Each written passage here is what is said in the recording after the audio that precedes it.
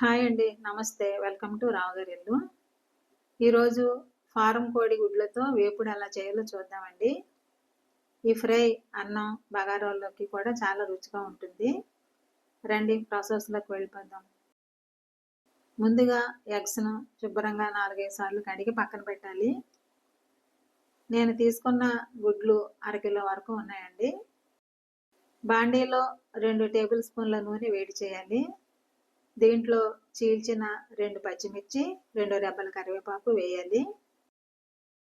ఇవి చిటపటలాడాక గుడ్లు, పావు టీ స్పూన్ పసుపు, టీ స్పూన్ అల్లం వెల్లుల్లి పేస్టు, రుచికి సరిపడా ఉప్పు వేసి నెమ్మదిగా కలపాలి.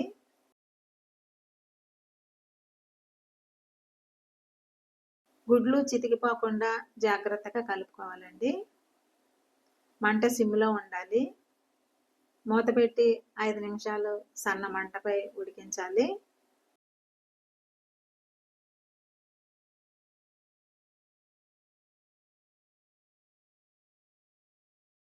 ఐదు నిమిషాలు అయిందండి.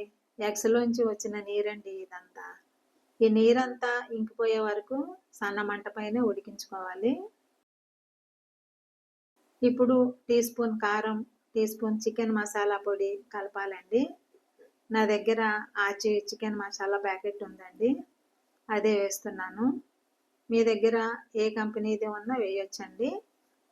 పావు టీ స్పూను మిరియాల పొడి కూడా వేసి బాగా కలిపి నీళ్లు ఎగిరిపోయే వరకు ఉడికించుకోవాలి. మంట సిమ్లోనే ఉండాలి. అడుగంటకుండా మధ్య మధ్యలో మూత తీసి కలుపుతూ ఉండాలండి.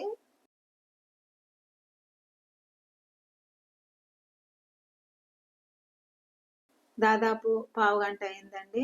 మసాలాలన్నీ ఎగ్స్‌కు చక్కగా పట్టాయి. చూడండి ఇలా దగ్గర పడాలి. ఇప్పుడు కొద్దిగా కొత్తిమీర, పావు టీ స్పూను గరం మసాలా, కొద్దిగా జీలకర్ర పొడి, అర టీ స్పూను ధనియాల పొడి వేసి మూత పెట్టకుండా నిమిషం పాటు ఫ్రై చేసుకోవాలి. తర్వాత స్టవ్ కట్టేసి చల్లారనివ్వాలి. ఈ వేపుడు వేడివేడిగా కంటే చల్లారాక తింటేనే బాగుంటుందండి.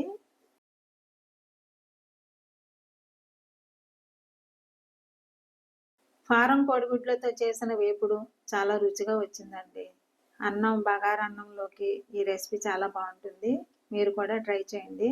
ఎలా వచ్చిందో నాకు కామెంట్ చేయండి. ఈ వీడియో నచ్చితే లైక్ చేయండి, షేర్ చేయండి, సబ్స్క్రైబ్ చేసుకోండి. మరిన్ని మంచి రెసిపీల కోసం నా ఛానల్ రావు గారి ఇల్లు ఫాలో అవ్వండి. Thank you for watching my channel.